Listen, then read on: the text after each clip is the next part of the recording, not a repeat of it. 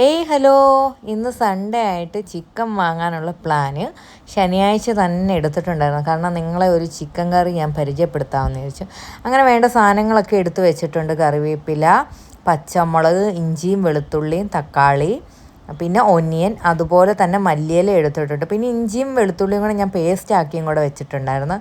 അങ്ങനെ ചിക്കനെല്ലാം വൃത്തിയാക്കി കൊണ്ടുവന്ന് നമ്മുടെ പണിപ്പുരയിലേക്ക് കയറ്റിയിട്ടുണ്ട്. അങ്ങനെ അതേണ്ട നല്ല അടിപൊളി ചിക്കനൊക്കെ കിട്ടിയിട്ടുണ്ടായിരുന്നു. അങ്ങനെ അതെല്ലാം റെഡിയാക്കി. അപ്പം ഞാൻ ഗ്യാസ് കത്തിക്കാൻ പോവാണ്. ഗ്യാസ് കത്തിച്ചതിന് ശേഷം നമ്മുടെ പാൻ അങ്ങോട്ട് വലിയൊരു പോട്ടാണ് എടുത്ത് വെച്ചിരിക്കുന്നത് കേട്ടോ. അപ്പോൾ അത് അങ്ങോട്ട് എടുത്ത് വെച്ചിട്ടുണ്ട്. അപ്പം വെളിച്ചെണ്ണയൊക്കെ സൂക്ഷിച്ചും കണ്ടുമൊക്കെ ഒഴിക്കണം. വെളിച്ചെണ്ണയുടെ വില ഞാൻ ഇടയ്ക്കിടയ്ക്ക് വീഡിയോസിൽ പറയാറുണ്ടല്ലോ. അപ്പോൾ അങ്ങനെ നമ്മുടെ പാത്രം ചൂടായിട്ടുണ്ട്. അപ്പോൾ ഞാൻ വെളിച്ചെണ്ണ, ഇതിന് കൂടുതൽ വെളിച്ചെണ്ണ വേണ്ട, നോൺ സ്റ്റിക്ക് പാനായതുകൊണ്ട് അത്യാവശ്യം വെളിച്ചെണ്ണ മാത്രം മതി കേട്ടോ.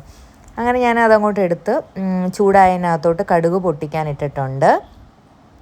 അങ്ങനെ കടുക് പൊട്ടിത്തെറിക്കാൻ തുടങ്ങിയിട്ടുണ്ട്. അപ്പോൾ പൊട്ടിത്തെറിക്കുന്ന സമയം കൊണ്ട് നമുക്ക് വേണ്ട അടുത്ത സാധനങ്ങളൊക്കെ അടുപ്പിച്ച് വെക്കണമല്ലോ. അപ്പോൾ കറിവേപ്പില എടുത്തിട്ടിട്ടുണ്ട്. അതിലേക്ക് വറ്റൽമുളകും കൂടെ ഞാൻ ഇട്ട് കൊടുത്തിട്ടുണ്ട്, ഒരു കളർഫുൾ ആയിക്കോട്ടെ.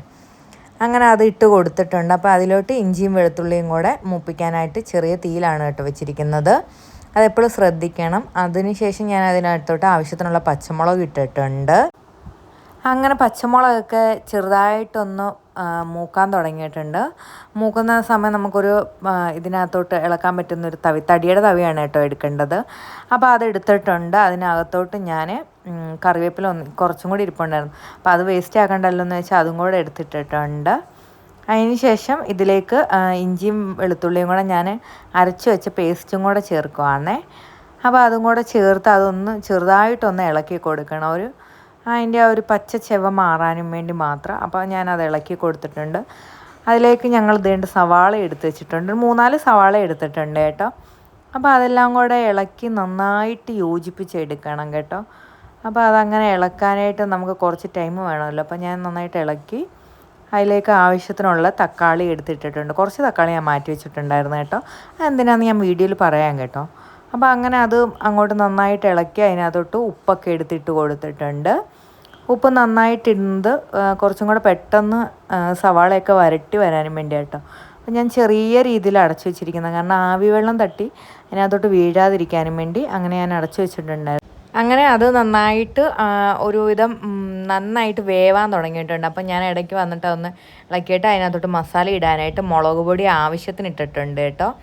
ഒരു 2 ടേബിൾ സ്പൂൺ 3 ടേബിൾ സ്പൂണോളം ഞാൻ ഇട്ടിട്ടുണ്ട്. അതിലേക്ക് പിന്നെ മല്ലിപ്പൊടിയാണ് എടുത്തിടുന്നത്. മല്ലിപ്പൊടി ഒരു 2 ടേബിൾ സ്പൂണ്, പിന്നെ ഒരു 3 ടേബിൾ സ്പൂണായിട്ടുണ്ട്. അങ്ങനെ അത് ഇത്ര ഇട്ടു. അതിനുശേഷം നമുക്ക് മഞ്ഞൾപ്പൊടി വേണം. അപ്പോൾ മഞ്ഞൾപ്പൊടി എടുത്ത് ആവശ്യത്തിന് ഇട്ടിട്ടുണ്ട്. അപ്പോൾ ഇതെല്ലാം കൂടെ നന്നായിട്ടൊന്ന് മിക്സ് ചെയ്തെടുക്കണം കേട്ടോ. അപ്പോൾ അതിനായിട്ട് ഞാൻ കുറച്ച് ചിക്കൻ മസാലയും കൂടെ അതിൻ്റെ കൂടെ തന്നെ ഇട്ടിട്ടുണ്ട്. അജ്മയുടെ ചിക്കൻ മസാലയാണ് കേട്ടോ ഞാൻ ഇട്ടിരിക്കുന്നത്. അപ്പോൾ അതും കൂടെ ഞാൻ നന്നായിട്ട് മിക്സ് ചെയ്തെടുത്തിട്ടുണ്ട്. അപ്പോൾ അത് ഒന്ന് ഈ പച്ച മണം, ഒരു പച്ച ഇത് മാറാനും വേണ്ടി കുറച്ച് ടൈമോളം നമ്മളതൊന്ന് ഇളക്കി നന്നായിട്ട് ഇളക്കി യോജിപ്പിച്ച് ചെറിയ തീയിൽ വെച്ചിട്ട് അതൊന്ന് അടച്ച് ചെറിയ തീയിൽ വെച്ചിരിക്കണം. അന്നേരം അതിൻ്റെ പച്ചച്ചെവയൊക്കെ മാറി ഞാൻ എടുത്തിട്ടുണ്ട്. അതിന് ശേഷം നമ്മുടെ ചിക്കനെ എല്ലാം കൂടെ അതിനകത്തോട്ട് എടുത്തിട്ടതിന് ശേഷമാണ് നമ്മൾ ഫുൾ അതിനകത്തോട്ട് എടുത്തിട്ട്, വെള്ളം ഒട്ടും ചേർത്തിട്ടില്ല കേട്ടോ. ഓൾറെഡി ചിക്കന് വെള്ളം ഉണ്ടല്ലോ. അപ്പോൾ അത് കാരണം ഞാൻ വെള്ളമൊന്നും ഇട്ടിട്ടില്ല. അപ്പോൾ നന്നായിട്ട് ഞാനിത് മസാലയെല്ലാം നമ്മുടെ ചിക്കനകത്തോട്ട് മിക്സ് ചെയ്തെടുത്തിട്ടുണ്ട്.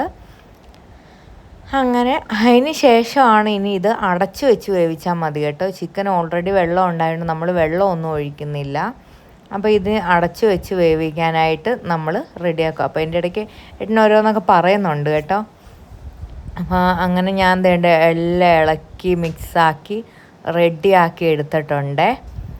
എന്നിട്ട് നമ്മൾ മുമ്പേ എടുത്ത് വെച്ചിരുന്ന തക്കാളി ഒന്ന് ഞാൻ അതിനകത്തോട്ട് കുറച്ച് പെരിഞ്ചീരകവും കൂടെ ഇട്ടൊന്ന് മിക്സിയിലിട്ട് അരച്ചിട്ടുണ്ടായിരുന്നു. അപ്പോൾ അതും കൂടെ അതിനകത്തോട്ട് ഒഴിച്ചു കൊടുത്തിട്ടുണ്ട്.